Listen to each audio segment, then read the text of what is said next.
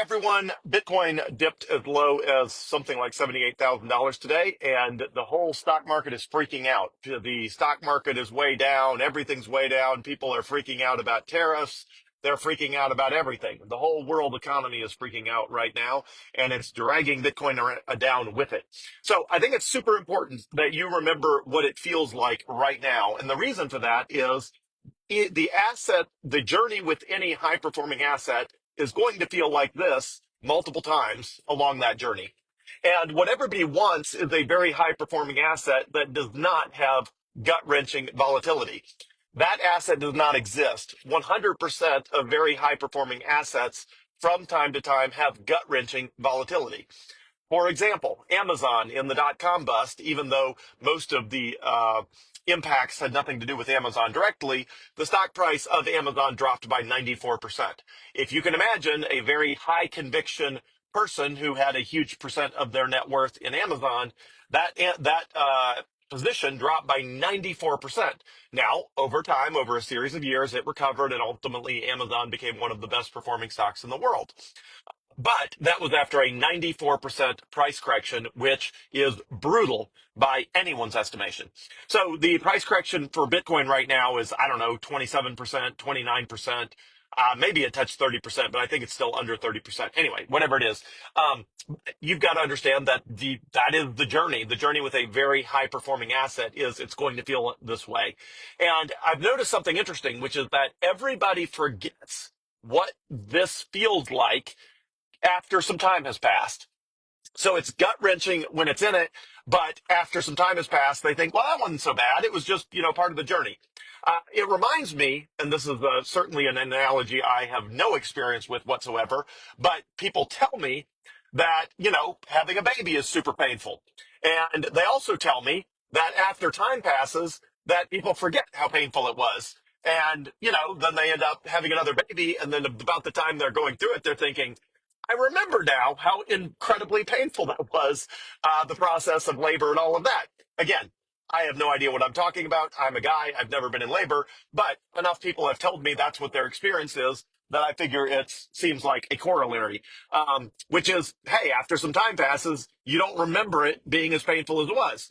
And then, everybody sees your sweet baby and they're like, oh, how sweet. And of course, nobody's thinking of the fact, actually, that was a pretty painful process that it took to bring something new into the world. Well, Bitcoin is still in the process of being birthed as the new monetary system of the world, and the volatility is painful. It is painful when the price drops by 30%. It is painful. I still think we're in the early stages of huge worldwide adoption. Nothing has led me to believe that that is not the case. We had the strategic Bitcoin reserve was signed into law a couple days ago, either yesterday or the day before. The Office of the Comptroller of the Currency announced that all banks would be allowed to custody Bitcoin on behalf of their customers. So one day you'll be able to walk into any bank in the world and tell them you want Bitcoin rather than US dollars, and they'll be able to do that for you. Or I should say any bank in the United States.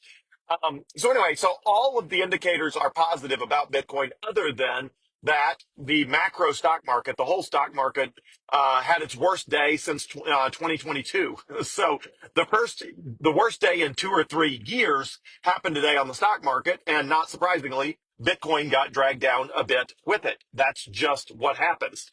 People panic. They sell what they can, not what they want to. People act irrationally. As Warren Buffett says, be greedy when everybody's scared and be scared when everybody's greedy. Well, over the last month or two, everybody went from super greedy to super scared, and that drags down all assets with it. So, anyway, so number one observation is everybody forgets how gut wrenching these drawdowns were, and they all just remember the happy thoughts of how they acquired a bunch of Bitcoin for comparatively cheap, or at least held on to the Bitcoin they had through the gut wrenching downturns and emerged on the other side holding a lot more Bitcoin.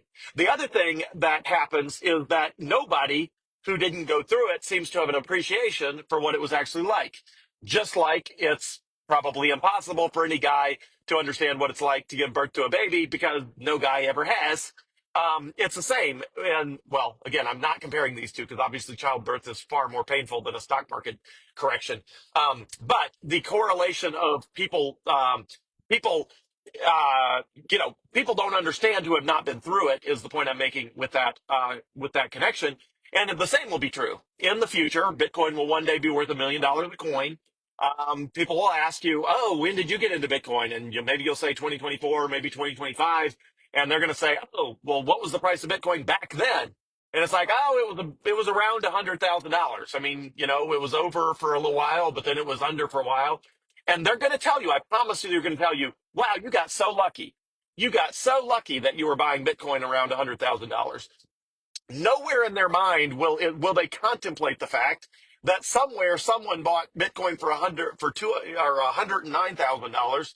That's right now worth $78,000, and the gut wrenching experience it is to be down on an investment and to have the courage to hold regardless. Even when you're down, to still have the courage to hold. Nobody understands how gut wrenching that is unless they've been through it. Now, if somebody's been through that with other assets in the stock market, maybe it's Tesla stock, maybe it's Amazon stock, maybe it's Google stock, or anything like that, maybe it's Nvidia stock. If somebody's been through it, they understand it. But if they have not been through it, they don't understand it. And what they ultimately do is they feel like you got lucky. You got lucky because you just bought a bunch of Bitcoin, and then you just sat on your hands, and it was all roses, and everyone was happy, and it wasn't hard. And here you are with Bitcoin you bought around $100,000 when Bitcoin's at $1 million, and you're up 10x on your investment, and 1,000% gain. And people are like, "Oh, well, you got lucky, lucky you." And no, it's not lucky you. You did the work, you did the research, you studied, you made a high conviction bet on Bitcoin, you did it, and then the price went all over the place, which it does in the near term. You went through a gut wrenching 30% price correction, or whatever it is now. Maybe it'll be more, maybe it'll be less, by the end of the day, who knows? You went through the gut wrenching volatility until your investment was solidly up. Once it was solidly up, gut wrenching volatility is not nearly as gut wrenching because at least you're up. Um, but anyway, you went through that, and you have to go through that to get the upside. There is no high upside, low volatility asset. That asset does not exist. If you have an incredibly high value upside asset, it will be volatile for all the reasons I've covered on other videos. It will be volatile. There is no high performing, huge upside asset that does not have gut wrenching near term volatility. They go together. They always go together. In fact, in many ways, you can tell how much upside an asset has by how gut wrenching the near term volatility is, assuming it's an asset that ultimately wins in the end, which I obviously believe Bitcoin will. It's obviously possible to have a high volatility asset that performs poorly in the long term, but high volatility at least tells you that the asset has the ability to be a very high performing long term asset, because there is no such thing as a very high performing, huge upside asset that has low volatility. That's a nice, smooth ride. That asset does not exist. If you want the upside, you got to stomach the volatility. They just go together. So that's where we are in Bitcoin right now. It just is what it is. So principle number one, the volatility is gut wrenching. And secondly, you will forget how gut wrenching it was as soon as it's not, as soon as the price goes back up, you'll forget how you felt right now. It's helpful. And part of the reason I'm recording this video is so I can post it later and say, "Hey, everybody, we just dropped from 150,000 to 120,000. Remember how gut wrenching this felt? Well, remember when we dropped from 109 down to 78? Well, here we are again." So I figure I better record a video so that, I can post it in the future when people are feeling the same way and they've totally forgot that that's just comes with the territory. And the last question you may be wondering is it gut wrenching for someone like me? Yes, not nearly as much as obviously it was in the early days, because once you've been through it a bunch of times, it just doesn't phase you as much. But I know there are people out there that bought at 106,000 or 98,000 or 95,000, and they're feeling that gut wrenching feeling for the first time. My heart goes out to them. It's impossible for me not to feel their pain a little bit, even though I'm obviously not experiencing it directly myself. I still vicariously participate in their suffering when they're going through their first sort of Bitcoin price correction, and they don't know that this is normal. They don't know that the price always bounces back. They don't know that one day it just won't really phase them. And even for me, I mean, I've got for liquid assets, I got 99% of my liquid assets in Bitcoin. But that doesn't mean I don't have needs from time to time. For example, I just had my an addition built on my driveway so that I have room for one extra vehicle since one of my kids is turning 16, and we're going to have one extra vehicle. It's got to have a place to park, and I don't want it parking in the mud on the road. So I had like an extra parking spot built on the side of my driveway. Well, there's a cost associated with that. And as soon as the person who did it, they did a great job. As soon as they call me, I'm going to have to pay them. And I would absolutely rather pay with Bitcoin that is not at $78,000. It is super painful to pay for something like that with $78,000 Bitcoin. I would much prefer to be paying with $95,000 Bitcoin or 190, $109,000 Bitcoin, because it means that concrete work is radically discounted. Also, some of the Bitcoin I bought was above $100,000 per coin. And of course, it's painful to pay for anything with Bitcoin, even though I've acquired, a lot more Bitcoin even since then in the last couple of weeks in the 80,000s. Um, yeah, I think the most recent big purchase I did was, I don't know, 87,000 a coin, something like that, which is when I bumped from like 97% of my liquid net worth in Bitcoin up to 99% of my liquid net worth in Bitcoin. It was somewhere in the mid to high 80,000s. So yeah, it's painful a week or two later to turn around and have to pay for concrete on your driveway in a US dollar priced deal. I mean, obviously the deal was priced in US dollars, so it wasn't priced in fractions of a Bitcoin. It was priced in US dollars, which means if Bitcoin's down, um, I've got to pay with more Bitcoin. So it's painful to part with more Bitcoin, especially when a week or two or three or five back, I would have had to part with way less Bitcoin to pay for the same amount of concrete work. But you know what? You win more than you lose. And in general, I've been way more up than I have down. And so if I've got to pay for some concrete work because the guy calls and says the job's done and, I'm swinging by and picking up a check, well, that money's got to be in my bank account so the check doesn't bounce. So yes, that's painful. And it is possible that I bought some Bitcoin at 87,000 and I'm paying for concrete with $78,000 Bitcoin a week or two later. That is absolutely possible if the person calls today. But you know what? The same is true in the reverse. And far more often, I have bought Bitcoin at 67,000 and paid for something at 87,000. So you're not going to win every time. You're just going to win more than you lose on that sort of thing. And I could dip into the last 1% of my liquid assets that are not in Bitcoin and pay for that concrete work with that. But at 99% of my liquid assets in Bitcoin, that seems irresponsible and it leaves no cushion whatsoever. And my wife, who manages a very small, reserve fund of basically emergency reserves, I don't want to have to dip into that to pay for, her college tuition or her grad school tuition or my daughter's college tuition when she starts in the fall. I want to leave, a tiny amount of US dollars in case Bitcoin is radically down for a day. Like today, I don't have to liquidate Bitcoin on a moment's notice to pay for some major expense. I'd rather at least have the option to use US dollars in that 1% of my own reserve rather than have to dip into Bitcoin on a day like today. Um, but I have thought about it. I have thought, I could go ahead and take my Bitcoin exposure up to 99.5% and pay for that concrete work with, with US dollars instead of Bitcoin. Or I don't know. It's not like half a percent. It's a hypothetical. I don't know what percent it is. It's obviously a small percent, but I don't know what percent. Regardless of what it is, I could take my Bitcoin exposure above 99% by paying for that with US dollars. But again, it feels at least slightly irresponsible when I'm already at 99% Bitcoin as far as my liquid net worth. And I certainly don't want to have to ask my wife to dip into, the emergency reserve she handles for stuff that should be able to be handled by the 1% reserve that I've got that's not Bitcoin. So yeah, it's painful when the price is down because it's no fun paying for stuff with more Bitcoin than you were hoping you had to. But again, total on, I'm up. I went from my cost basis is, let's use a round number, probably 30,000 a coin. Obviously, I've got Bitcoin that I bought as cheap as 6,400. Most of the Bitcoin I bought in between 2017 and 2018 was probably around 9,000 per coin, something like that. But I bought a bunch more Bitcoin in 2021, 2022, 2023, 2024, and 2025. So my average cost basis for all of my Bitcoin is probably 30,000 a coin, something like that.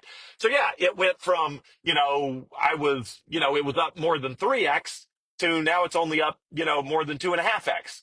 So you got to zoom out instead of focusing on the fact that, wait, I'm down compared to where I was. You got to focus on, yeah, but I'm still way up compared to my cost basis. And everybody that's buying Bitcoin anywhere close to $100,000, the same will be true one day.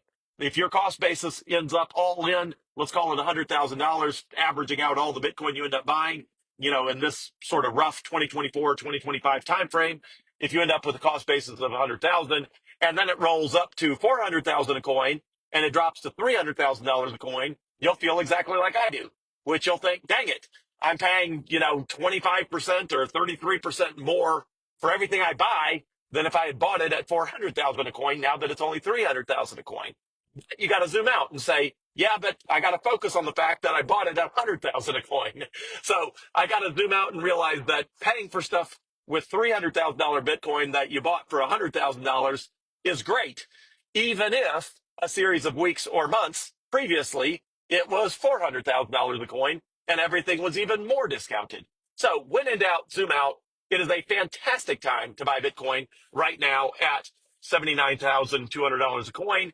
It's a fantastic time. And just remember, you will feel this way again. Whatever gut wrenching feelings you are feeling right now, I felt in 2017 and 2018.